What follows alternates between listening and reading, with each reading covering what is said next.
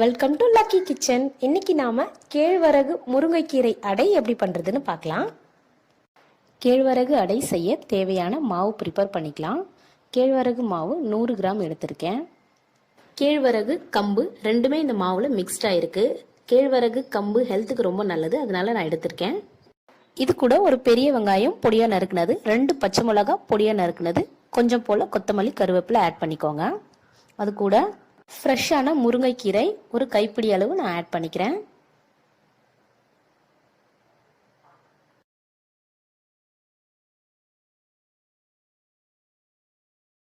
கொஞ்சமாக salt add பண்ணிக்கோங்க. இந்த டிஷ்ஷுக்கு குறைவான அளவு சால்ட்டு தான் தேவைப்படும். கொஞ்சம் கொஞ்சமாக தண்ணி ஆட் பண்ணி கலந்து விட்டுக்கோங்க. தண்ணி அதிகமாகிடக்கூடாது, இட்லி மாவு பதத்துக்கு இருந்தால் போதும். அதனால கொஞ்சம் கொஞ்சமாக தண்ணி ஆட் பண்ணி கலந்து விட்டுக்கோங்க. இன்னும் கொஞ்சம் தண்ணி தேவைப்படுது, நான் ஆட் பண்ணிக்கிறேன். நீங்கள் பார்த்து கொஞ்சமாக ஆட் பண்ணி கலந்து விட்டுக்கோங்க. இந்த அளவுக்கு இட்லி மாவு பதத்துக்கு இருந்தால் போதும். அப்போ தான் நம்ம தவாவில் ஆட் பண்ணும்போது வெங்காயமும் முருங்கைக்கீரையும் ஈவனாக இருக்கும். மாவு ரெடி ஆயிடுச்சு. இப்போ இதை வச்சு அடை எப்படி பண்ணுறதுன்னு பார்க்கலாம். தவா சூடானதுக்கப்புறம் நம்ம ரெடி பண்ணி வச்சுருக்கிற கேழ்வரகு மாவு இதில் ஆட் பண்ணிக்கலாம்.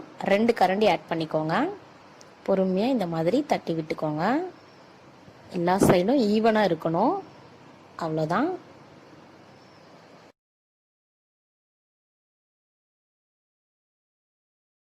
இது கூட கடலை எண்ணெய், நெய் எது வேணாலும் ஆட் பண்ணிக்கலாம். இந்த மாதிரி ஒரு மூடி போட்டு மூடிக்கோங்க. லோ ஃப்ளேமில் ஒரு 2 நிமிஷம் இதே மாதிரி இருக்கட்டும்.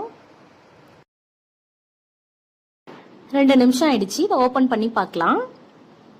பாருங்க, நம்ம மூடி போட்டு வேக வச்சதால மேலெல்லாம் நல்லா வெள்ளை வெள்ளையா இல்லாம இருக்கு. இதே நீங்க மூடி இல்லாம வேக வச்சிருந்தீங்கன்னா மேலெல்லாம் வெள்ளை வெள்ளையா தெரியும்.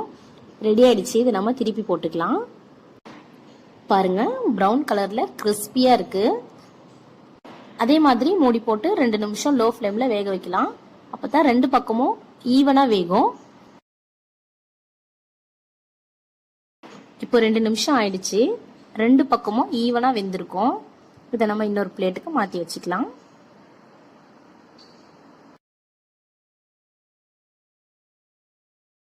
இதே மாதிரி எல்லா மாவையும் நம்ம ரெடி பண்ணி வச்சுக்கலாம்.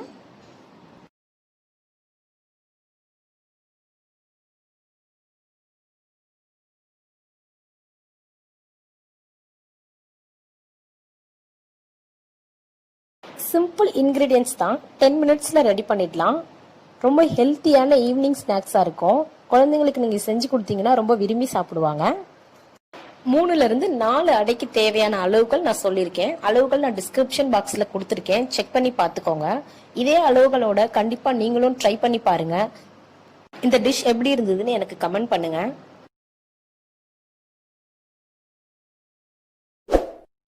இந்த வீடியோ உங்களுக்கு பிடிச்சிருந்தா லைக் பண்ணுங்க. இதே மாதிரி வீடியோஸ் தொடர்ந்து பார்க்கணும்னா நம்ம சேனலை சப்ஸ்கிரைப் பண்ணாதவங்க வீடியோக்குள்ள இருக்கிற சப்ஸ்கிரைப் பட்டனை கிளிக் பண்ணி கூடவே இருக்கிற பெல் பட்டனையும் கிளிக் பண்ணி ஆல் கொடுத்துக்கோங்க.